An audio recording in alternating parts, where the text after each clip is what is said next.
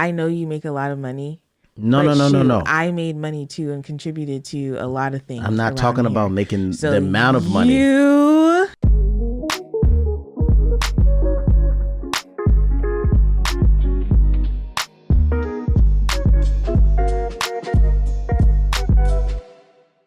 Hello, my name is Mrs. Melanin. And I'm Beleaf Mel. And we're here with episode 88 of How Married Are You? My name Beleaf. This is Yvette, and we've been married 9 years. Live in California. Got 4 kids. Relationship scary, and it's very necessary that we share all of our struggles and we ask how married are you? Every Tuesday and Thursday, shawty. If you're listening, you're in a wedding party. Sometimes deep, sometimes lighthearted. I don't know what else to say, but it's time to get it started. It's chocolate baby story time. Yeah, chocolate baby story time. Yo, it's chocolate baby story time. 1, 2, 3, and you got one? Yeah. You go first. You know what? Okay, so I have one. I recorded it because I was like, this girl is a mess. But it has to do with Anaya. Yesterday we were outside and we were riding the bike. Well, I was trying to help her ride her bike. And she's having this like issue with, you know how, and you guys can see if you're watching, but you know how like as you're pushing the one side and then the other side starts to come over and then you kind of have to like push it. Mm-hmm. I think that connection was like the struggle bus for her. Like she just wasn't able to do it. Like, and then she would get it and it would be super exciting. And then she's just like, I can't. And so actually I made up a song. Oh my gosh. You have to hear it now. I don't remember what it was, but it was good. Where is it? I think. You gonna play it right now? I was going to. Let's see.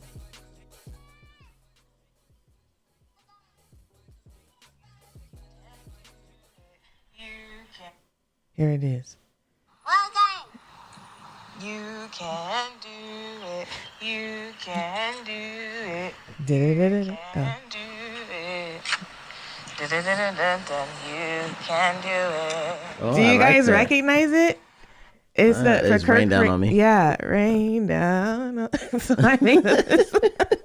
I was like, you can, to the tune of Rain Down on Me. I thought it was really clever. I really want to like do it because this girl was killing me with how much she was saying she can't do it. But then she started saying, she basically accused me. Stop saying I can't. You can. I don't know where it is. Accused you of being rude? She accused me of being rude. And then she was like, she was like, you need to be nice. And she goes, rude is rude and nice is nice. She's so much like Theo. And she was just trying to like define what rude is, but she just kept using the word rude in the definition. I was like, girl, if you're going to define something, then you need to know you can't use the word in definition. Yeah. I get so petty sometimes when I'm dealing with that little child. But anyways. She's a problem. Because the other day we were both saying, no. We both were saying no. Yeah. And she's saying, you can't be rude. Yeah. And I'm like, no, you're being rude. Yeah. You're not listening. Anyway, we were at the dinner table the other night and Raya was like stalling. Was this last night? Yeah. And I'm like, Raya, take a bite of your food. And he just keeps like taking these little small bites, but he's just talking. And then at one point I'm like, Raya, take a bite of your food. And instead of using the spoon that's in his bowl, he puts his whole face in the bowl and goes, like, what is wrong with you? Like he just, and it doesn't bother him. It doesn't. We are the ones with the problem. Yes. We are what's the big deal? Oh my goodness. Raya, he's looking at us like we are the. You guys are so anal and spazzing. You guys just need to chill out and let me be myself, man. Can you imagine when he gets that vocabulary? Oh, he's probably going to say stuff like that. Well, y'all just relax. Like, bro. Yeah. Why you guys always tripping? And he going to be on the phone like, yeah, my parents tripping. I'll call you back. Like, we are the problem with him. In his world, he is completely right. Remember the time he peed on the couch, laying on his stomach? No. Yeah. This new couch. That's why our couch smells weird. Because He's laying on his stomach watching TV. He didn't feel like getting up, and he pees directly into the couch. And I'm sitting there like 2 days later, and I think I said this on the Chocolate Baby Story Time. Like, what is that smell? Who peed on the couch? And then he just looked like, and it's just like, and I'm sure in his mind, he had a logical explanation of why that was appropriate. He didn't want to miss the show. That's not logical. Get your butt up. But that's the thing. Like, Raya is just Raya, man. And I don't know what to do about it. And that's why I'm like, this child is going to make me grow more than any other child. Yeah. Or I'm going to go to jail. What? Like, I'm going to go to jail. Why are you going to go to Because jail? I'm going to hurt him. Because he's like, it's just like, yo, please, bro. Like, stop. And he just like, he doesn't. And then he just, gets up close to you. And it's like, he just wants to cuddle. oh my gosh. He's like a big Teddy puppy. bear. Oh. Like a big puppy. All right. Man. Enough of that. Yeah. We love Raya Bo. We really do. Oh my gosh, we do. He is The sweetest. most thoughtful, most caring. He's an enigma. And in some ways, he's like the easiest child. Yeah. And because he's one of the ones, he can play by himself and he can play with you. Yeah. You tell him to go to his room. He's like, okay. I'm out of here. Or you tell him you're not going to be able to watch TV. He finds something to do. Yes. He can entertain himself. And when we do school, he's engaged. He has a hunger for learning.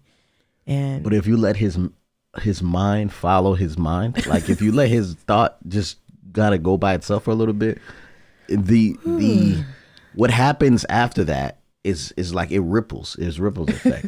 So it's like you might find something over here or over there. And I just really like to keep my word with that child. Yeah. You know what I'm saying? Like, hey, man, don't do that or you're going to get in trouble. And he believes me. It's really important for that child. Oh, man, but he gives the best hugs. He's the sweetest. Oh, my gosh, he's so freaking handsome. You know what I'm saying? Like, he's just that, you know what I mean? Like, you just can't get enough of that kid, man. Yeah, he's a love bug. Oh. All right, y'all. So today, I think it was last topic that we talked about. Okay. Let me say something. Oh yeah, we have something to start with. Well, we were going to talk about my birthday, but I feel like we should save that for Patreon because we actually have footage of that. Yes. So we're going to put that episode is going to come out tomorrow because we're going to do this again. Okay. But it's going to be like children interrupting, like all that stuff. Okay. On Patreon, and we're going to put that out on Friday. It's going to be on How Married Are You and Belief in Fatherhood Patreon because I've been posting on Belief in Fatherhood Patreon forever because I've been locked down, jacked up. Anyway. Yeah, so it gets real because Yvette and I are realizing that I think we're kind of giving up on hope a little bit, right? When I on your birthday, or was it the day after your birthday?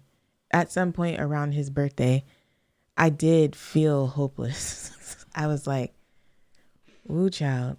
Like I felt so hopeless that I was like, I'm just going to call my therapist and say I don't want to come back anymore. I didn't tell you this. Why? It was just like, I don't even know why I try anymore. I just don't want to try anymore. That's how I was feeling. And I still am low key, like, might call her and be like, I don't need to talk to you no more. Why? What does that have to do with your therapist? Because it's just another area in my life where I'm trying that I'm just like, it's too exhausting. I don't feel like I'm getting anywhere. But why would you not go into therapy be helpful for that? I don't know. Yeah. It was just where I was at. Okay. I'm trying to tell you where my mind was at. Can you just hear me and see where my mind was at? That's how hopeless I felt. I was like, I'm not going to try here. I'm not going to try there. I'm not going to try nowhere. I'm just going to be done. That's where I was at. Sorry, I don't mean to yell, but you weren't getting it. You weren't yelling. You just went down south. Every time you get upset or get passionate about something, you go southern. Let's move on. Yeah, man. If you want more of this discussion, then you're going to have to be a patron. You'd be like, yeah, I got to do laundry. And the grass need to be cut out backside. Like, what? The grass does need to be cut, though. See? All right, let's go. All right. I actually, before we get into today's topic, I wanted to go back to this email. So on Tuesday, we talked about, should I choose my man over my family? And when we were talking about this scenario from, I think she sent in a voicemail, which you guys, I hear you in the comments. We will work on the voicemails. I think it's my fault. I think I know what to do. But anyway, she sent in, we were talking about it and we had a bunch of questions. And so I am going to, can you mute your computer? I am going to go ahead and read her email that follows up to answer some of our questions. Here we go. Uriah, why are you down here? Uriah, what does your clock say? Your clock says 6:30, not 7:30. You have a whole 60 minutes. Man, if he was an intruder, we would be dead right now. We would be shot. Yeah, we should take one ear off because I didn't hear him coming at all. I just heard, Mom. All right, I'm starting to feel it. Go ahead. Keep going, please. I'm starting to get upset. All right. Hello, Mr. and Mrs. Melanin. Thank you guys so much for answering my question. I genuinely think it might be something of him not genuinely forgiving. I was the question. Yeah. Now, I just wanted to clarify some things without sharing too much detail, but just so y'all get the gist of things. I don't hope that every Thanksgiving is awkward, but it might just be something that happens if I choose to move forward. I need to make this bigger, guys. If I choose to move forward. I do pray and hope that the Lord will be able to do his will in the midst of all this. But man, I would love for him to get along with my family. He doesn't dislike everyone in the family, but has a particular problem with my parents and has not resolved it. They aren't aware of it, sort of like a disagreement with how they do certain things, different morals, basically. So he might need to find the courage and reconcile or forgive on his own. Not sure. It has been about 6 months since early February. We have been dating with this. The problem came to surface around the beginning of this year. It's hard for me that's more than 6 months. It's hard for it to be a deal breaker because I do love him and have been with him, for 1 year and 5 months. What was the 6 month statement about? It has been 6 months since we've been dealing with this problem. Yeah, it started at the beginning of the year. So 6 months, pretty much. It's been about 5 months, but go ahead. I do not want to compartmentalize because, as you stated, Yvette, I don't want to have to choose to love him separately. I would like to love them both at the same time and let them love each other even after this whole ordeal. And he has said he hopes for things to get better in the future if we get married. But if it does not, and why wait till we get married for this to ease up? Glen Def has the same mindset as my boyfriend of not wanting to hang around the people he doesn't want to hang with because it is like slavery. So that might cause how he sees my family. I don't know. I think of him being around my family and love and care for them are essential. It is so funny to me because Glen is very much like my boyfriend, not into his birthday when it comes to therapy, and is just weird when it comes to family relationships. And side note. Hey, take it easy. And side note, on the last episode, I think Yvette talked about how annoying it can be to listen to your husband's wisdom. And I thought that was hilarious because I feel the same way towards my boyfriend, anywho. And I want to go back to that because I feel like people were kind of misunderstood me a little bit. I benefit from his wisdom, but when somebody is telling you something that's good for you and it's good for you, but you don't want to hear it, that type of thing. You should be eating your vegetables, but you got a big old cinnamon roll from Cinnabon in front of you. You just I know I should, but let me enjoy this real quick type situation. I understand I should listen, but anyways, I just wanted to clarify that. Also, I did see a comment about saying maybe my family is the one not including him, which could be the case, but he is always invited to spend time with my family. The thing is, he needs an invitation from my parents directly to come. For example, if I were to tell him, hey, my family invited you over, would you like to come? He will say no, because my family did not directly text him and invite him over. My family is still very welcoming to him, even after the situation they had. They are inclusive and still love him. I can update you on how this goes, but thank you for your wise words. God bless you and your family. What I feel like we're dealing with here is like he has passive aggressiveness that he's trying to figure out, and it's awkward, and he doesn't really know how to be direct, but he wants direction. Like he wants them to be direct with him, but he's not being direct with them. Yeah, he's not being direct. So like they don't even know there's a problem, or maybe they do. It sounds like there was an incident, and they're kind of like, yeah, no, they're like Uriah. It was a big deal, you know what I'm saying? My bad, bro, my bad. And he's like, I'm hurt actually to my core. Yeah. You know what I mean? And I think that's immaturity. Yeah. And I've been there, and I've been the immature one. Yeah. So I don't know. I think, if you love your family that much and this is such a big deal, take your chances. Try to find somebody else. What? I think this can be worked out. I do too, but at the same time, like she's acting like it seems like to me like she's trying to fix the dude. Like she's trying to make this thing work before. She's trying to do the reconciliation between him and her family, whereas he needs to want the reconciliation, and it doesn't really sound like he wants it bad enough. So what I would do if I was her is I would continue to encourage the reconciliation, and maybe she just needs to tear off the Band-Aid. You know what I'm saying? Be like, Mom and Dad, this is the issue he got with you. Can we talk about this? I wouldn't do it. No, I wouldn't do that. I would not do it that way. So let me shut my mouth, because I would give you that advice, but I ain't gonna do it. When I first met Anthony, I was like very put off. Mm-hmm.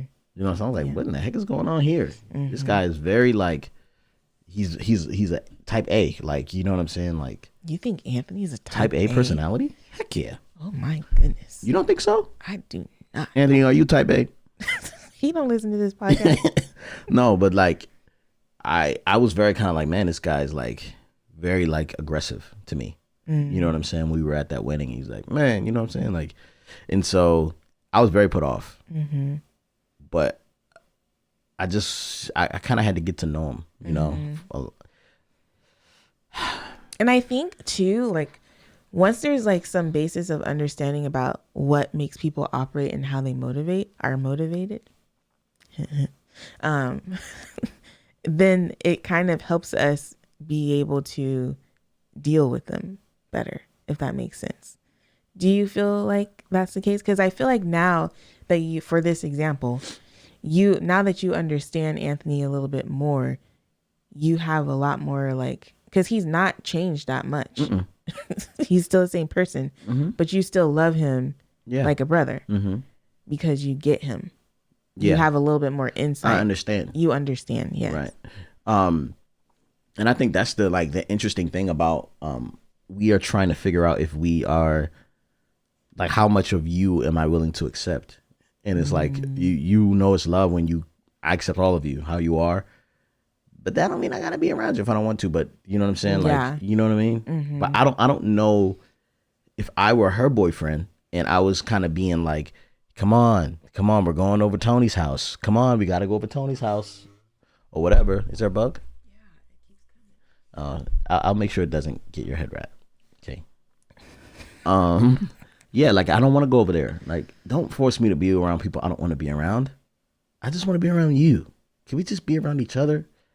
Well, I don't know. You know what I'm saying? Like, that would annoy me. Mm-hmm. So the thing is, though, I wouldn't do it out of fear, but from the messages we've been getting, there's not a lot of good guys out there.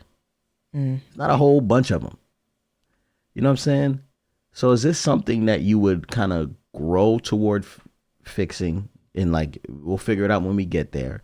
Or is it something that you just, yeah, man, you know what? This is so important to me. That's for you to decide. Yeah. Yeah. We can't decide that for you. I wonder if it were me. And I'm curious too. Like, I feel like she has a good point. Like, why is she to assume that things are going to get better when they get married? You know, because he's saying when we get married, yada, yada, yada. That definitely ain't going to happen. Yeah, I don't Marriage think ain't going. It's not going to change anything. It's not going to change who your parents are or who your family is. So it's definitely something worth trying to work out now, as opposed to. If I'm her dad, I'm like, I got to get this dude a private invitation. I told him come over. What I got to do? Text him? I don't feel like texting the guy. Yeah. We said come over. I talked to my daughter, tell her come over. If she want to bring what's his face, then he can come. Yeah. You know what I'm saying? Now, if it's you in that situation, would you now know how close you are? And I'm like, man, I don't like your mama. I don't like your daddy. I don't like your brothers. Mm-hmm. Let's go out. That would be hard for me. Mm-hmm. Because, I mean, yeah. I mean, like, we just went away together for Christmas. And I couldn't imagine having spent 3 days together and you didn't like them. That probably would have been so exhausting. It wouldn't have been exhausting because I wouldn't have went. Yeah, your personality, you wouldn't have went. But some personalities will not like the people, but still go. You know? Mm-hmm. So, yeah, for me personally, I probably would really do some strong. So you're willing to let all this go. He always talking about all this. All right. All this go for a Christmas, for a comfortable Christmas. All the other days of the year is fine. Knowing who you are now, probably I wouldn't want to let you go. But back then Back then, they didn't want me. Now I'm hot. They all know me. is that a song? Yeah. Back then, I may be a little bit more willing to let you go. Even back then, I saw like how great of a guy you were, but yeah, this life that we've built together is pretty awesome. So I wouldn't want to. Yeah. I'm like, my family or this life? I like this life, but I love my family. I don't think my family listens to this podcast. I don't know if they do. I mean, I think it's interesting even for them, their own relationships as they have been married or will be married. John, Anthony, and your mom and dad. Like, would they have made, this is a really good question. It's not anything offensive about this. It's an honest question, you know? It's not so much the life. You love me. Yeah. Right. The life we've built together and you. Yeah. I mean, You. it's not really the life we've built. Like, we're still building. You know what I'm saying? Like, I don't really feel like anything's built here. Yeah. Oh my gosh. But anyway. Guys, I'm going to link a podcast in the show notes. Shout out to, what's her name? Oh man, I forgot. Oh my gosh. Anyways, Glen was recently on this woman's podcast. And let me just tell y'all, that podcast is going to be a podcast that I will go back and listen. All her listens are going to be from me and y'all, because y'all about to go listen to it. If you want to understand Glen just a little bit more, just go listen to his podcast. And I think you can fast forward to like 7 minutes is when they actually start the discussion. It's called Take Nothing When I Die podcast. Take Nothing When I Die. And it's by Stephanie Ghoston Paul. We talked and it got super deep, but I was very clear. I think I was eating kale all morning. The way that she asked the questions and the way that he was able to answer, it was just all, you know how like when you're knitting a scarf, I feel like it was the action of a knitting, because it's not anything. Who knows how to knit a scarf? I do. That's not very normal, but go ahead.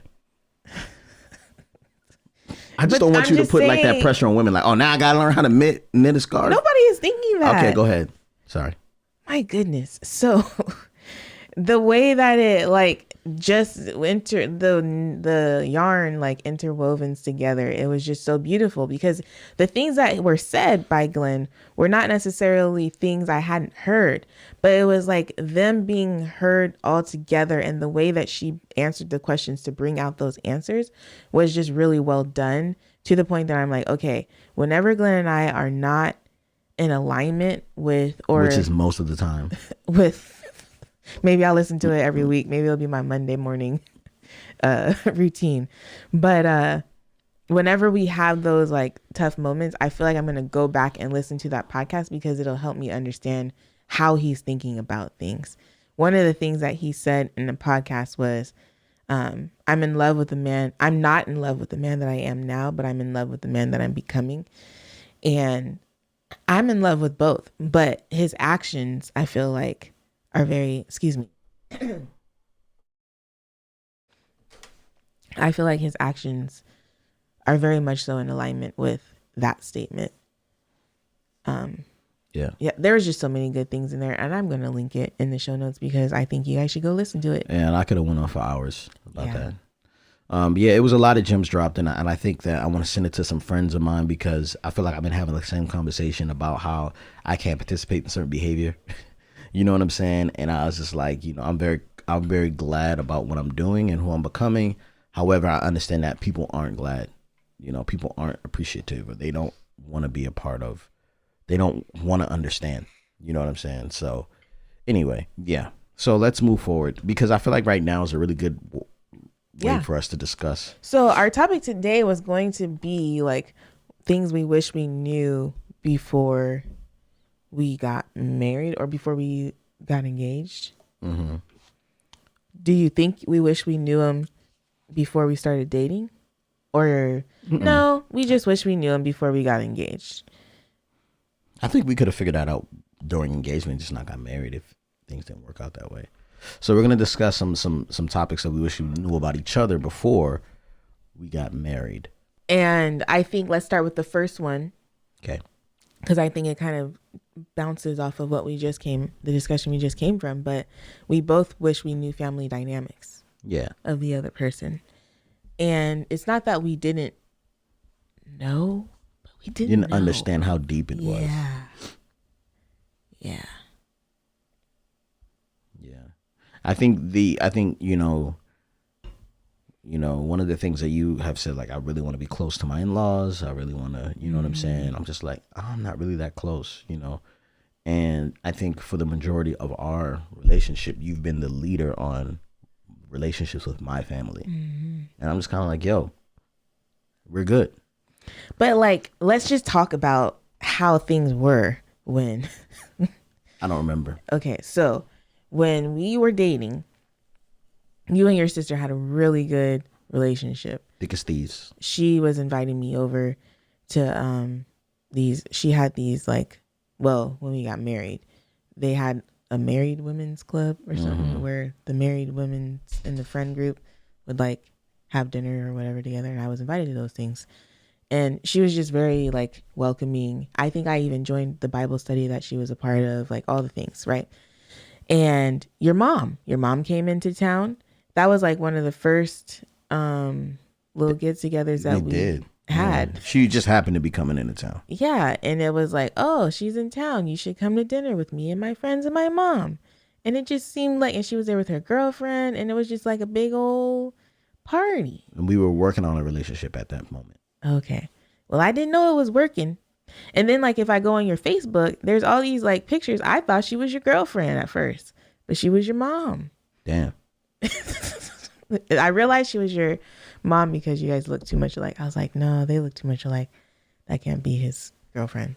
But you guys had all these happy pictures, and then your dad was cool people. Sherry was cool people. It was just yeah, I would have never suspected how deep things went.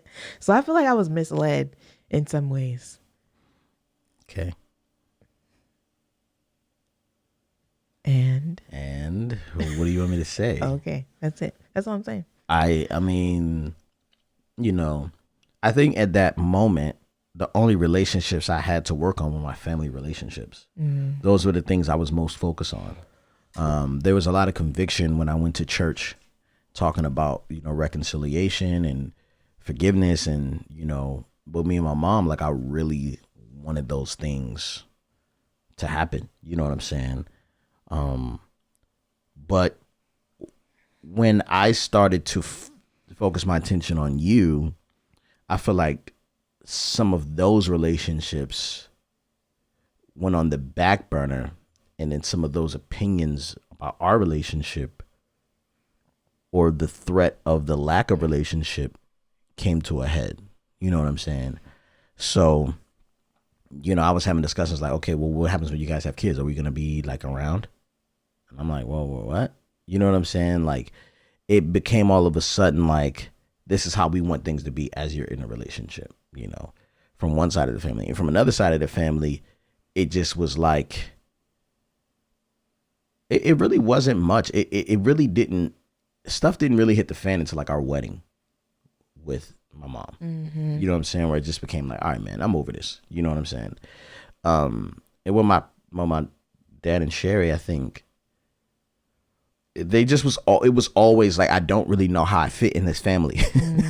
You know what I'm saying? Like, I think we good, but sometimes I feel like I'm the butt of the joke. You know what I mean? And it wasn't like I'm a victim. You know what I'm saying? They just like joking a lot, you know, and I wasn't really sure how to snap back without like cutting deep, you know, because when you throw a snowball at me, I pick up a pile of snow and throw it in your face. You know what I mean?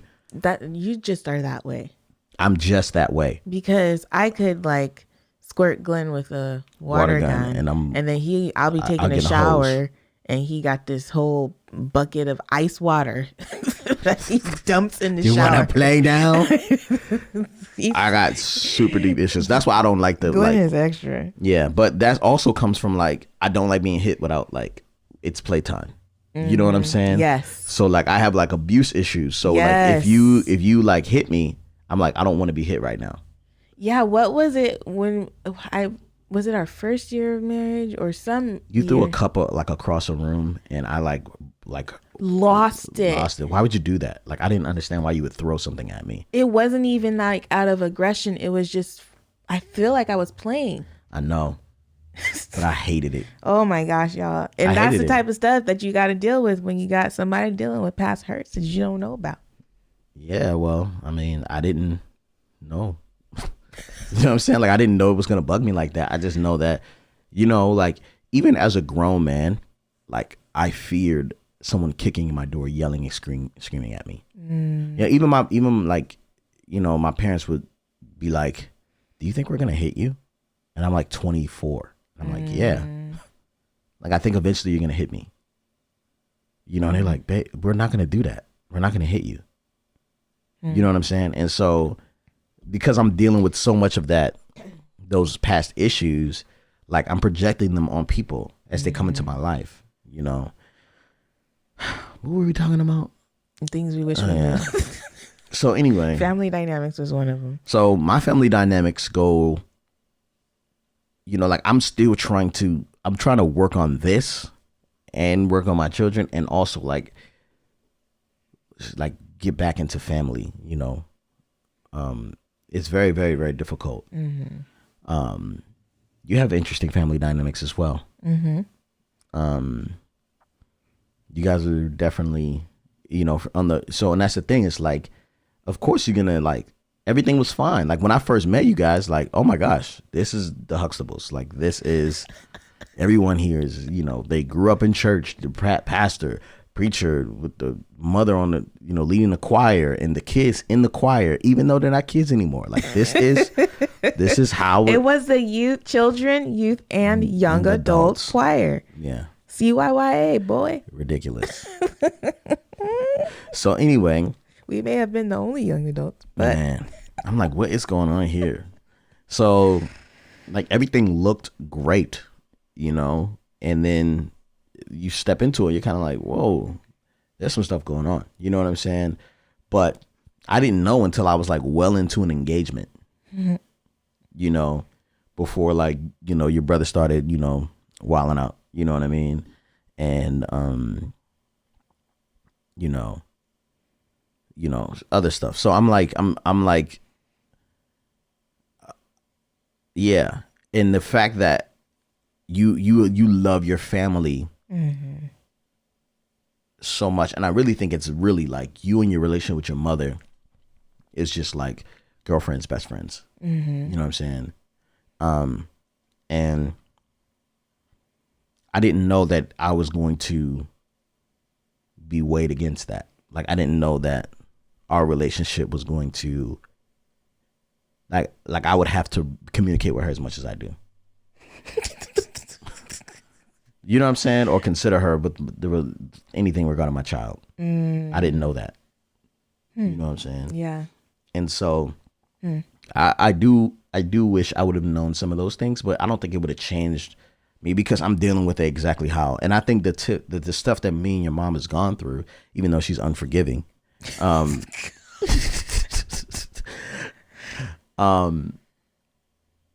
like, it has made us stronger. You know what I'm saying? Your relationship is great. Yeah, with your mother. She's not unforgiving. She just be bringing up old stuff. But yeah, like I do wish some of those things were kind of figured out, because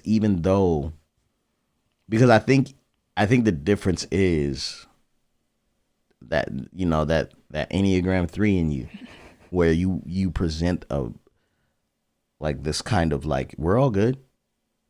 You know what I'm saying? Mm-hmm. But all the issues are like underneath. Mm-hmm. And I'm kind of like, man. You want to know something? I forget what I was reading or listening to, but I think I've come to the conclusion, and y'all can correct me in the comment sections below if I'm incorrect, but I feel like a lot of Black families, I think I was listening to Michelle Obama's Becoming book.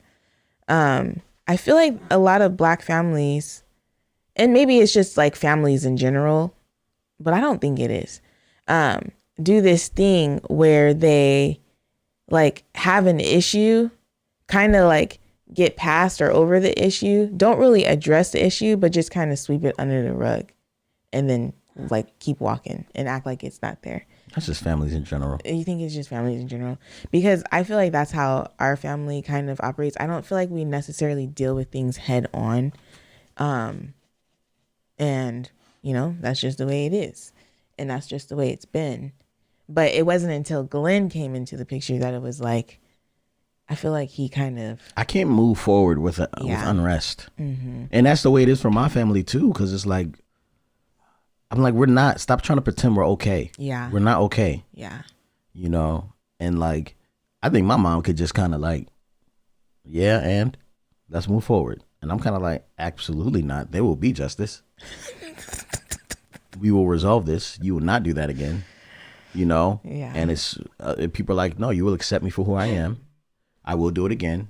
And I may not. But if I want to, I will. You know what I'm saying? I'm like, I'm so sorry. I can't live like that. Mm-hmm. And I wish that I didn't care, you know. The bug getting me? No, it's just what is very it? active. It looks like a mosquito, babe. Well, I'm gonna go kill this mosquito. Oh, no. Come on. No, oh my gosh. All right, keep going. I don't know what I was gonna say. Oh, okay. Let's move on from family dynamics, because obviously we wish we knew family dynamics.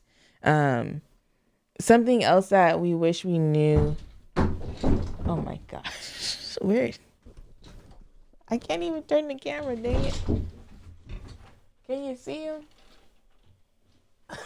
Get out of there, babe. Let's go. All right. Come on. Okay. Oh, Lord. I hope y'all saw that. Forget that, man. You ever had a mosquito bite on your bald head? Mess up? No, baby, it's autofocus. You ever had a mosquito bite on your head? That's the worst. Okay, anyway. Family dynamics, and then values or debt. You just said two. Which one you want to talk about? Debt. I think you should know what kind of debt your person is in.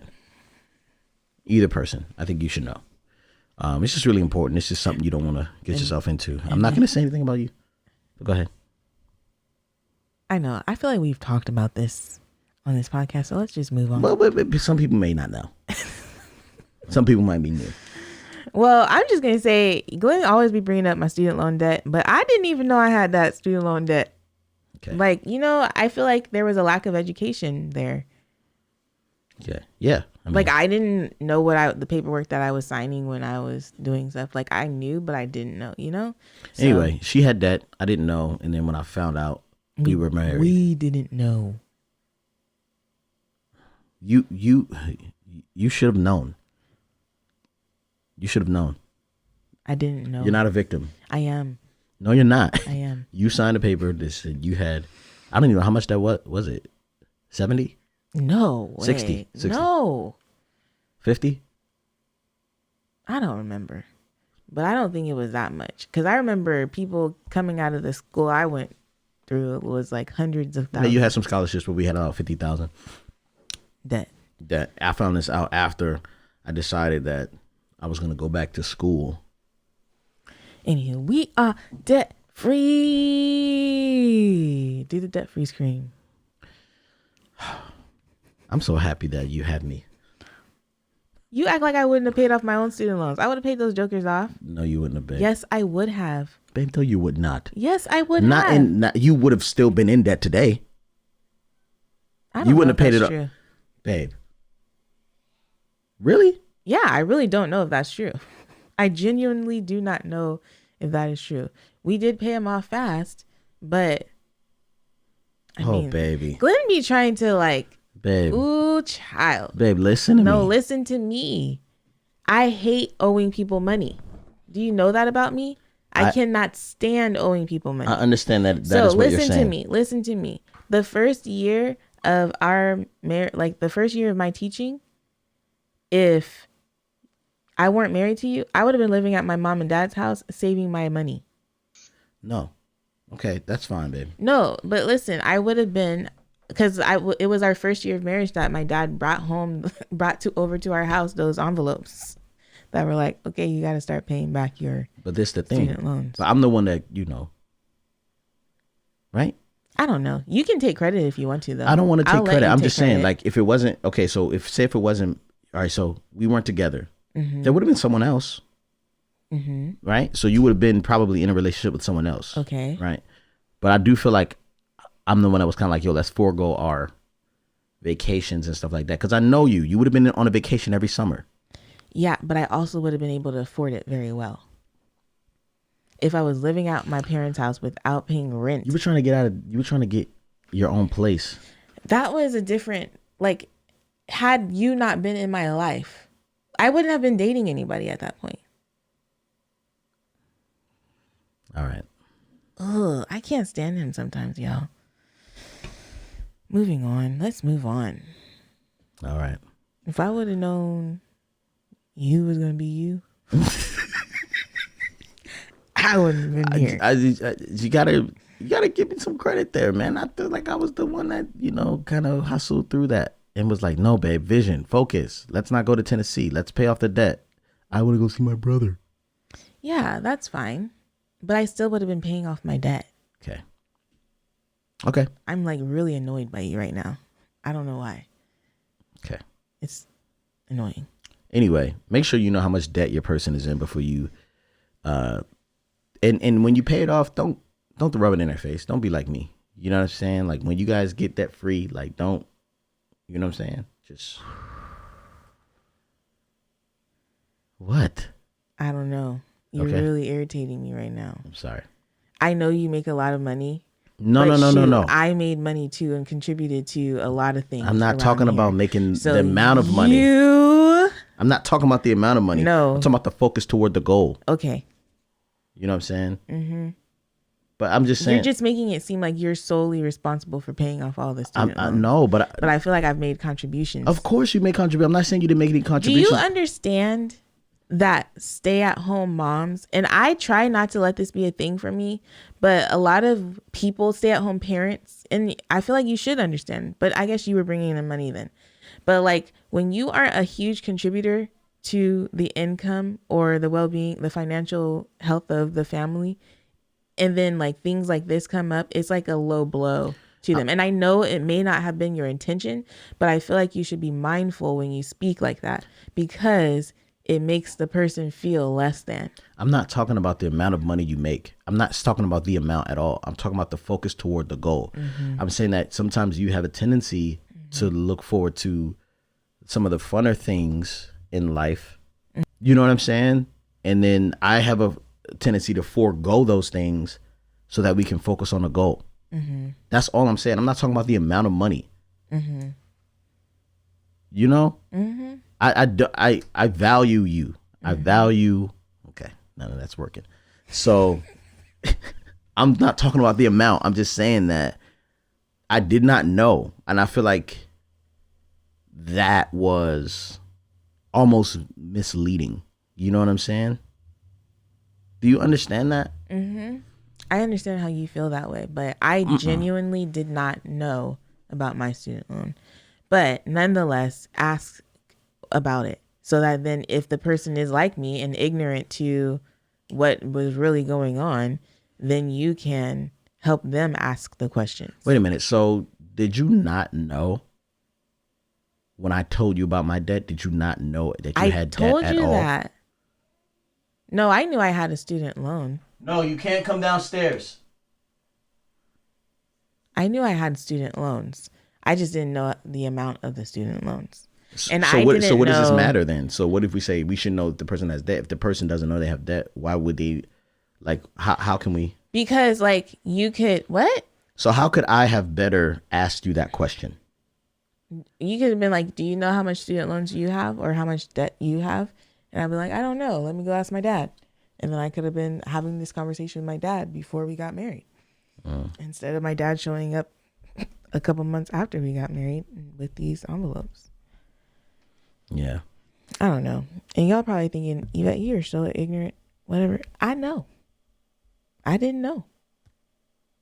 I really didn't. I think, okay. So if you're and listening. the thing is and this is no like diss against my dad or whatever, but he had me get student loans that were more than what I needed to cover living expenses. But, you know, like I didn't really need that. I could have, like I was working an on-campus job, and I was a resident assistant, which meant I had free room and board, and I had scholarships that were, you know, so Yeah. There was just a lot of things for a lack of education. Like if I would have known, I wouldn't have gotten more than what I needed. I would have just gotten enough to cover my tuition and then worked my butt off to pay for whatever else I needed to still pay for. But, yeah. Yeah, man. I feel like that is super important. If you have not had that conversation yet, I feel like it's a super important conversation because it's really going to change your living, how you live, you know, for that for the first few years of your marriage, maybe the first 10 years, you know. Some people aren't tripping about student loans. Like I know people who are kind of like, yeah, man, like I'll pay that off whenever, you know, they it's think low it's interest. Gonna be in their life forever. Yeah, no, it doesn't. It does not have to be in your life, you know. And I think that is, I don't know. I just think you know, you might be kind of playing yourself if you think that is a life that you have to live, you know. Now, if you got the money to afford it and it doesn't hurt you like that, then cool. No, you should pay it off. No, babe. I mean, like some people, it doesn't bother them like that. And I don't want to make it a rule, but I do feel like if you are used to not having debt, then pay it off. You know what I mean? Like, yeah, man. Anyway, so, and I think that goes right into like kind of values and like what you value versus what the other person values. Because I feel like Yvette and I, we do have different values. You know what I'm saying? So like I come from poverty, so I'm not used to enjoying my money. I'm used to saving my money, or not even saving it, but just having it to survive and not really knowing how to move with it. You know what I'm saying? And like I'm thinking like bare minimum, or like I don't want to enjoy my money. You know what I'm saying? Or like that's super important. What do you think? I feel like I came from, I mean, maybe I didn't come from poverty, but I didn't come from money for sure. Yeah. And it's not like I grew up going on vacations or enjoying money because we did not. But it is something that I desired for myself.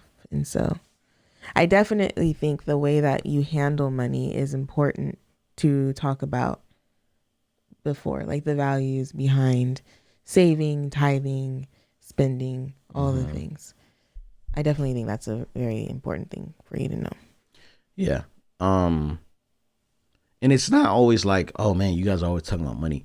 But it's one of the things that people get divorced over most. You know what I mean? It's like these arguments and why can't we do this, or why are we doing this, or secret spending. Yeah, secret spending, secret accounts. Yeah. You know, we have joint accounts. Some people don't believe in that. Some people like to keep their money separate and asking their spouse to borrow money. You know what I'm saying? You know, which is your prerogative, you know. But I do think these conversations are super important to have because you really don't understand how they'll pop up in the future, you know. Yeah, man.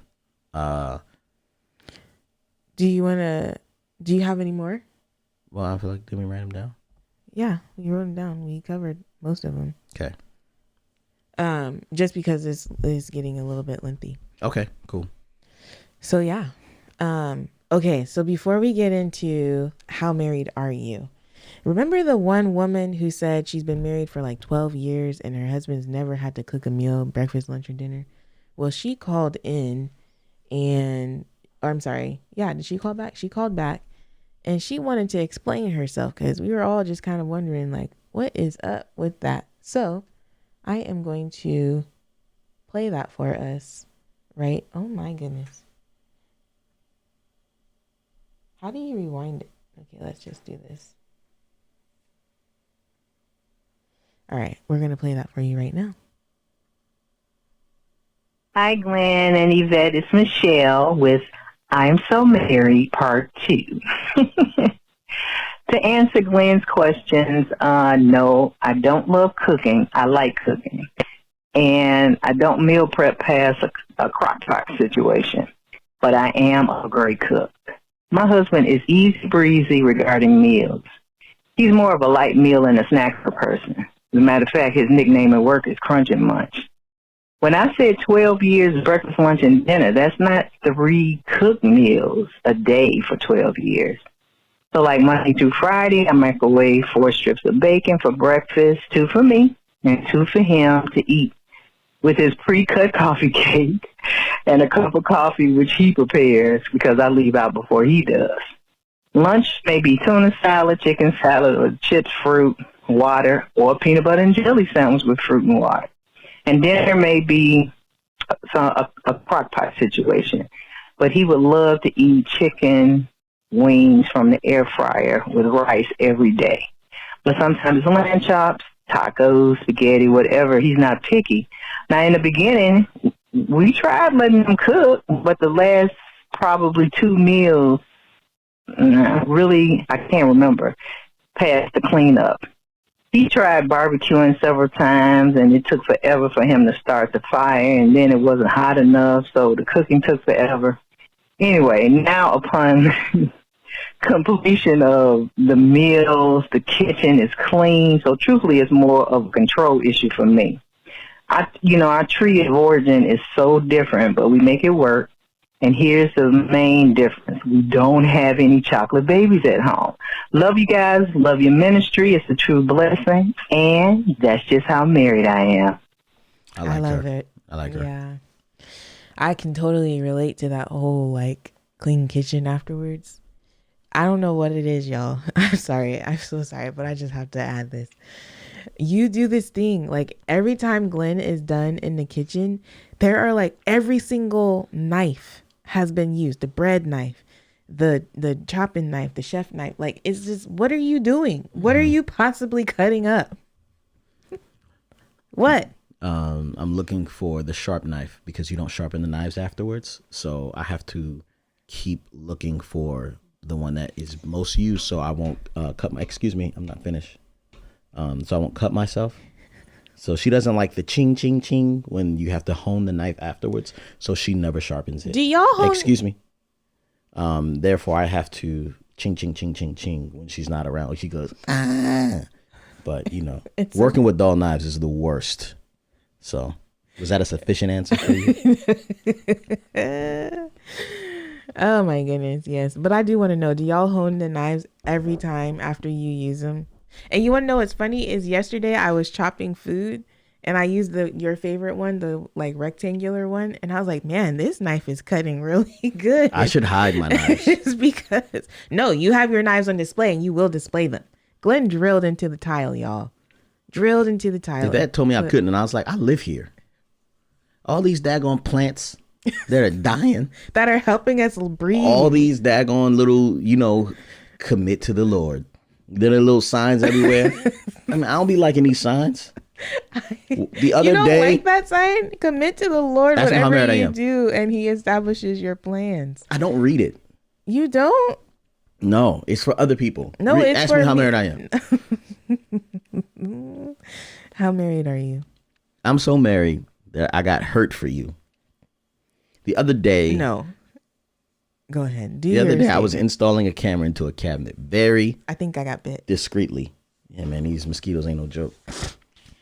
And so I'm drilling the thing inside, and then one of these stupid signs someone gave to us dropped on my head in a big old bump. And I was so upset. I turned around and Yvette's sitting there. No, I was Are trying you not. okay? Trying not to laugh. So I stomped out the sign, put a hole in it, threw it in the trash. But I did that so that I can set up a camera discreetly in our home for you.